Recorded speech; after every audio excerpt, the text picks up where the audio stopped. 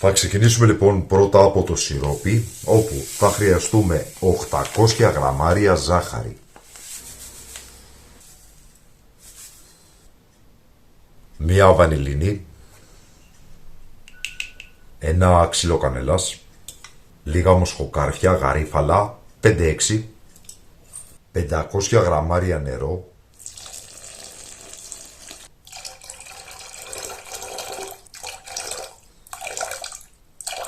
ένα πορτοκάλι πολύ καλά πλυμμένο, κομμένο στα δύο, όπου θα βάλουμε το χυμό,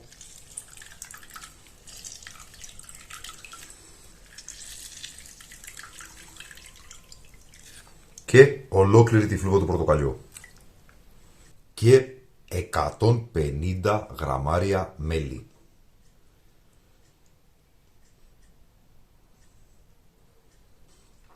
Αυτά είναι λοιπόν τα υλικά για το σιρόπι μας. Θα τοποθετήσουμε την κατσαρόλα στην εστία και θα φέρουμε σε βρασμό, όπου και θα διατηρήσουμε για ένα μόλις λεπτό. Μόλις παρέλθει το 1 λεπτό θα σβήσουμε την εστία και θα αφήσουμε το σιρόπι να έλθει σε θερμοκρασία περιβάλλοντος. Το σιρόπι μας, όπως βλέπετε, ήρθε σε βρασμό. Θα διατηρήσουμε το βρασμό για ένα μόλις λεπτό, όπως σας είπα. Θα σβήσουμε την εστία έπειτα και θα αφήσουμε το σιρόπι μέχρι να κρυώσει και να έρθει σε θερμοκρασία περιβάλλοντος. Το 1 λεπτό έχει παρέλθει, οπότε σβήνουμε την εστία. Για τις δίπλες μας τώρα, για τη ζύμη, τα υλικά μας είναι πολύ απλά και λίγα. Επίσης, η δόση εξαρτάται από το πόσες δίπλες θέλετε να φτιάξετε. Σε γενικές γραμμές θα έχετε κατά νου ότι για κάθε ένα μεγάλο αυγό αντιστοιχούν περίπου 80 γραμμάρια αλεύρι. Άρα λοιπόν, για να φτιάξουμε δίπλες με 5 αυγά θα χρειαστούμε 400 γραμμάρια αλεύρι. Μπορούμε να χρησιμοποιήσουμε αλεύρι για όλες τις χρήσεις. Εμένα όμως μου αρέσει να χρησιμοποιώ μείγμα και συγκεκριμένα το υποκίτρινο, το σταρένιο αλεύρι για ζυμωτό ψωμί. Θα βάλω 150 γραμμάρια περίπου και θα συμπληρώσω το υπόλοιπο με αλεύρι για όλες τις χρήσεις, ώστε συνολικά να έχω περίπου στα 400 γραμμάρια. Εδώ είμαστε. Ξαναλέω όμως, μπορείτε να χρησιμοποιήσετε απλά αλεύρι για όλες τις χρήσεις. Βλέπω πάρα πολλές παλιές συνταγές που στις δίπλες βάζουν ούζο. Δεν καταλαβαίνω γιατί θα χρειαστεί το ούζο, το οποίο δεν έχει να προσφέρει απολύτως τίποτα, σε ένα ζυμάρι το οποίο θα τηγανιστεί και θα καταστραφεί η γεύση, η εσάνς που θα αφήσει το ούζο. Εγώ λοιπόν δεν βάζω απολύτως τίποτα. Βάζω μόνο 1-2 βανιλίνες,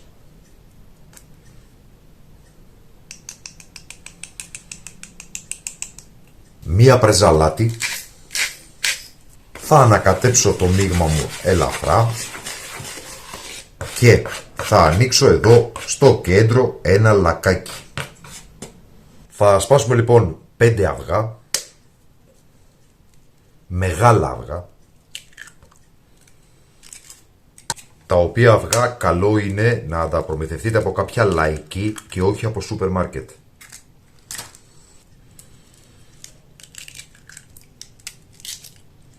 Έτοιμα και τα αυγά μας. Θα προσθέσουμε επίσης 1-2 κουταλιές της σούπας ηλιέλαιο, απλά και μόνο για να δώσει μια έτσι λίγο πιο ελαστική υφή στο ζυμάρι μας. Αυτό το οποίο θα κάνουμε τώρα λοιπόν είναι πρώτα απ' όλα να σπάσουμε τα αυγά. Βλέπετε.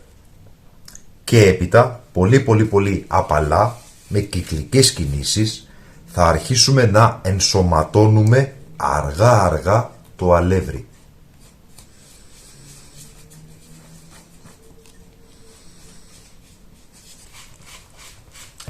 Εννοείται ότι μπορείτε να φτιάξετε δίπλες με 2 αυγά, με 3, με 5, με 10, όσο θέλετε εσείς.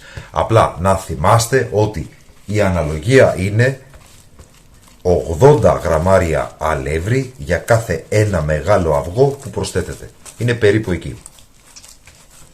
Τα καψακέ βανιλίνης που βάλαμε βοηθούν στο να μην μυρίζει η δίπλα αυγό. Εδώ λοιπόν θα ενσωματώσουμε καλά όλο το αλεύρι.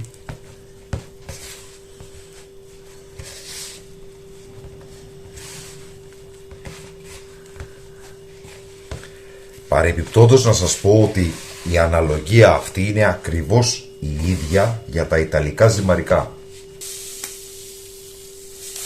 Και ό,τι ετοιμαζόμουν να σας πω ότι στα ζυμαρικά δεν θα βάλετε βανίλια και ζάχαρη και θυμήθηκα ότι δεν έχω βάλει τη ζάχαρη. Θα βάλουμε λοιπόν και 1 με 1,5 κοφτή κουταλιά της σούπας ζάχαρη. Δεν είναι για να γίνουν γλυκές οι δίπλες, είναι απλά για να δώσει χρώμα στο τηγάνισμα.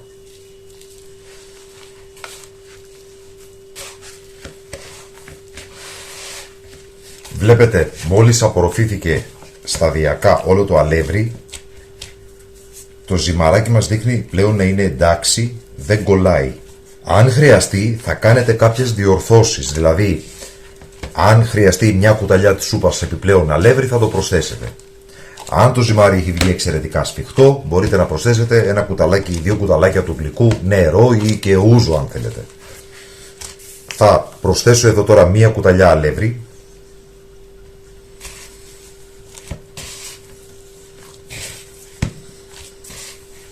Και θα ζυμώσω μέχρι να απορροφηθεί το αλεύρι.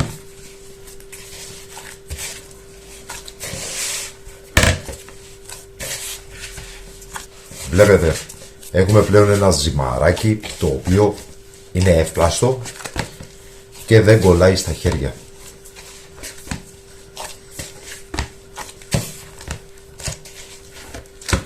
Η ζύμη μας είναι έτοιμη. Θα την αφήσουμε να ξεκουραστεί για 4 με 5 λεπτά μέχρι εμείς να ετοιμάσουμε κάποιες επιφάνειες. Αν έχετε μεγάλο πάγκο μπορείτε σε ένα μεγάλο πάγκο, αλλιώς λαμαρίνες και ταψιά, μέσα στα οποία θα στρώσετε λαδόκολλα ή πολύ απλά χαρτί κουζίνας, για να μπορούμε να βάζουμε τις δίπλες όταν θα τις ανοίγουμε. Έχουμε μια καθαρή επιφάνεια λοιπόν, στην οποία θα βάλουμε αλευράκι. Θα πάρουμε ένα κομμάτι ζύμης και θα ανοίξουμε φύλλο. Το φύλλο δεν θέλουμε να είναι πολύ παχύ,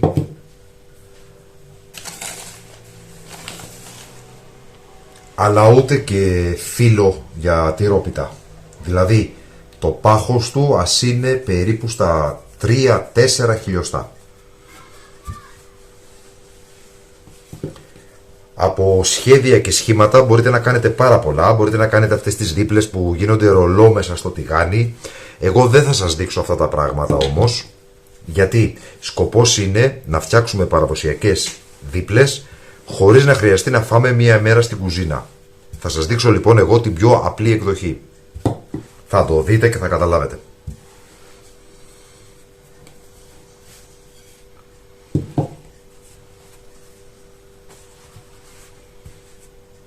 Επίσης να σας πω ότι καλό είναι πρώτα να ανοίξετε όλες τις δίπλες και έπειτα να ξεκινήσετε το τηγάνισμα, ειδικά αν είστε μόνοι σας, γιατί αν θέλετε παράλληλα να τηγανίζετε θα χρειαστείτε σίγουρα τη βοήθεια ενός δεύτερου ατόμου. Εδώ νομίζω είμαστε καλά. Και τώρα θα κόψουμε λοιπόν τις δίπλες μας.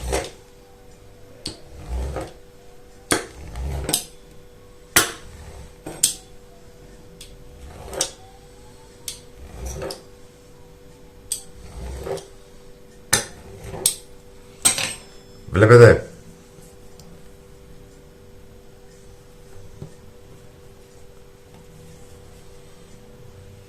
Αυτή είναι η μία εκδοχή. Λοιπόν, θα βάλουμε αυτά τα κομμάτια πάνω σε λαμαρίνα που έχουμε στρώσει λαδόκολλα ή χαρτί κουζίνας. Δείτε λοιπόν εδώ, θα γεμίσει, από πάνω θα ξαναβάλω χαρτί, δεύτερη στρώση και ούτω καθεξής. Θα συνεχίσουμε με τον ίδιο τρόπο, να σας δείξω όμως και το φιωγκάκι. Η ιδέα λοιπόν για το φιωγκάκι είναι η εξής.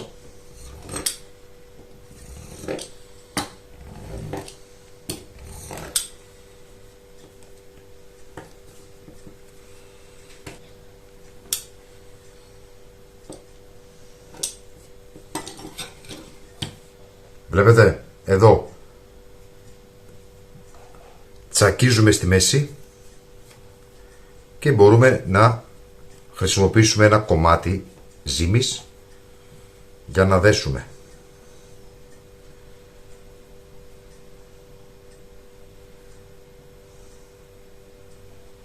Αυτό. Αν έχετε την υπομονή να τα κάνετε έτσι, σας θαυμάζω. Εγώ δεν την έχω. Πάμε μία να σας το ξαναδείξω. Εδώ έχουμε ένα παραλληλόγραμμο. Τσακίζουμε στη μέση.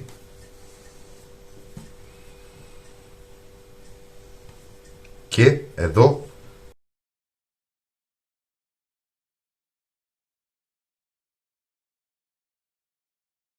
και εδώ δένουμε το φιωγκάκι μας. Οπότε έχουμε αυτό εδώ που μόλις τηγανιστεί θα πάρει όγκο και θα γίνει ένα πάρα πολύ ωραίο φιωγκάκι. Θα συνεχίσουμε λοιπόν κατά τον ίδιο τρόπο μέχρι να τελειώσουμε με την ζύμη. Θα χρειαστούμε ένα μεγάλο αντικολλητικό τηγάνι, το οποίο θα βάλουμε στην εστία, θα την ανάψουμε και θα βάλουμε στο τηγάνι μας ηλιέλαιο.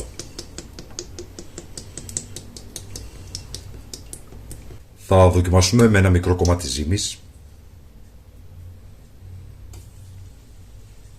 Ναι, είμαστε εντάξει. Οπότε θα βάλουμε σιγά σιγά τις δίπλες στο τηγάνι.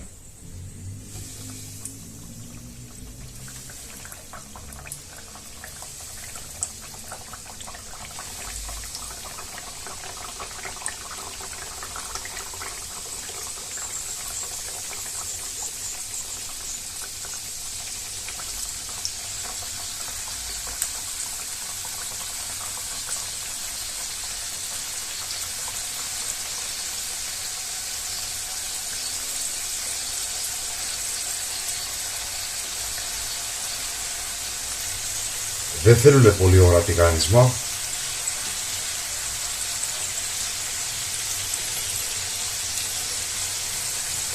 Μόλις πάρουν χρώμα, δηλαδή σε περίπου 1 λεπτό, θα τις γυρίσουμε και την άλλη πλευρά. Τώρα, το χρώμα που θέλετε το κανονίζετε εσείς.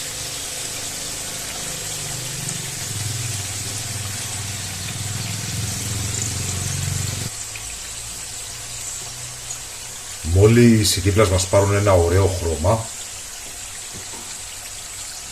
θα τις αφαιρέσουμε και θα τις βάλουμε σε ένα μεγάλο σκεύος, ένα ταψί συγκεκριμένα χρησιμοποιώ εγώ, μέσα στο οποίο έχουμε στρώσει χαρτί κουζίνας, ώστε να αφαιρεθούν τα απεριτά λάδια.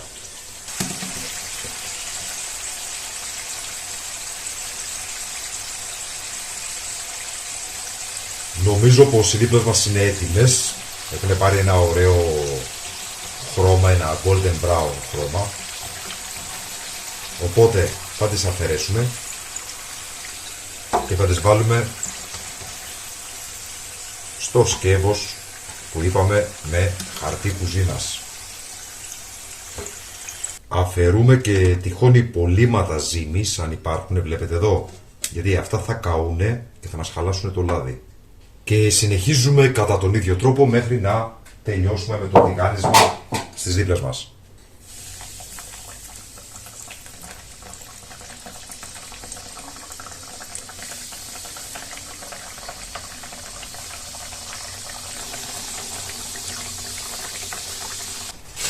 Οι δίπλες μας είναι έτοιμες όπως βλέπετε.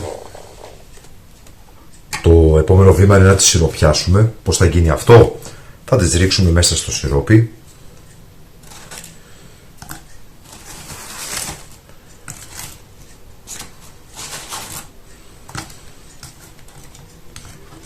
Δέκα δευτερόλεπτα. 1, 2, 3, 4, 5, 6, 7, 8, 9, 10. Θα τις βγάλουμε στραγγίζοντας όσο μπορούμε και θα τις βάλουμε σε ένα σκεύος.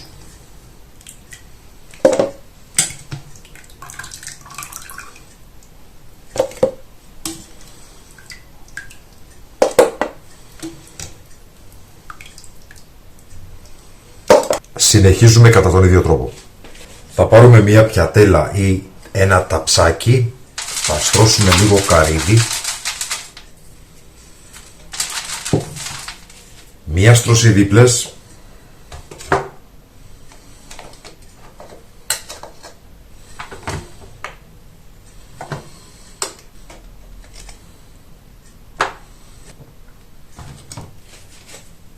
Θα μελώσουμε.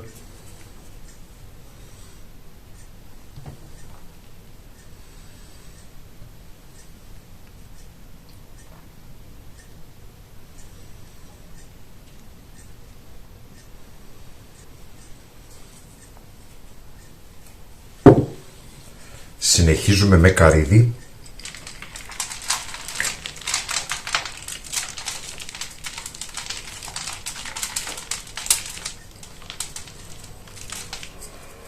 Και από πάνω ακολουθεί δεύτερη στρώση.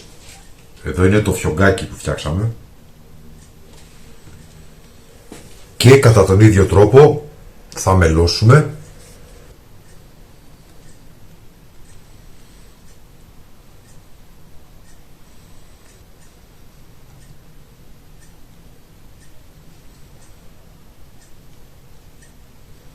Ξανά καρύδι.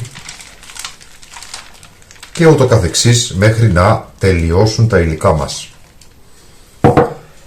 Βέβαια,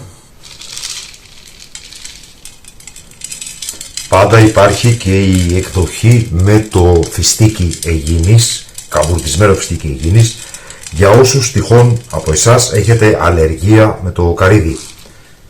Κατά τον ίδιο τρόπο λοιπόν, δίπλες, μελώνουμε.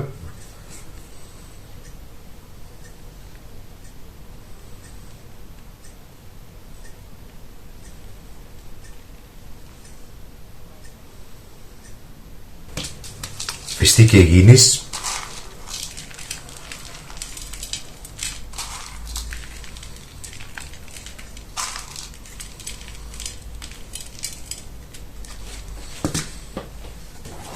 Και συνεχίζουμε με δεύτερη, τρίτη στρώση και τα λοιπά από πάνω.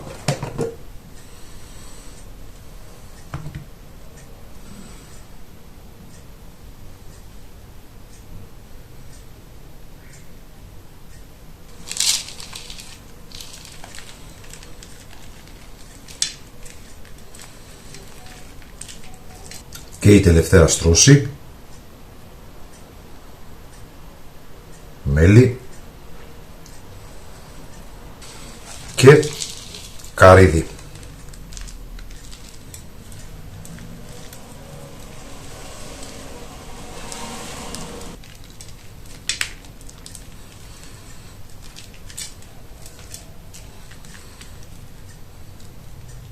Αυτή ήταν λοιπόν η συνταγή μας για σήμερα.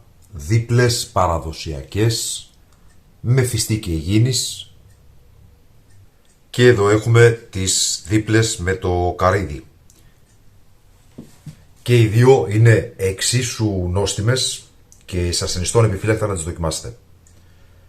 Στο σημείο αυτό θα ήθελα να σας ευχαριστήσω για την υποστήριξη που δείξατε στο κανάλι, με το like, με την εγγραφή σας, με την κοινοποίηση των βίντεο σε γνωστούς και φίλους στα μέσα κοινωνικής δικτύωσης, πατώντας το καμπανάκι για να λαμβάνετε τις ειδοποιήσεις και με όλους τους άλλους τρόπους με τους οποίους μας δείξατε την αγάπη και την υποστήριξή σας, την οποία εισπράξαμε μέσα από τα μηνύματά σας, μέσα από τα σχόλια που μας αφήσατε και την οποία σας επιστρέψαμε πολλάκις πολλαπλάσια. Δεν μένει παρά να σας ευχαριστήσω που παρακολουθήσατε το βίντεο αυτό. Καλή συνέχεια, να είστε όλοι καλά.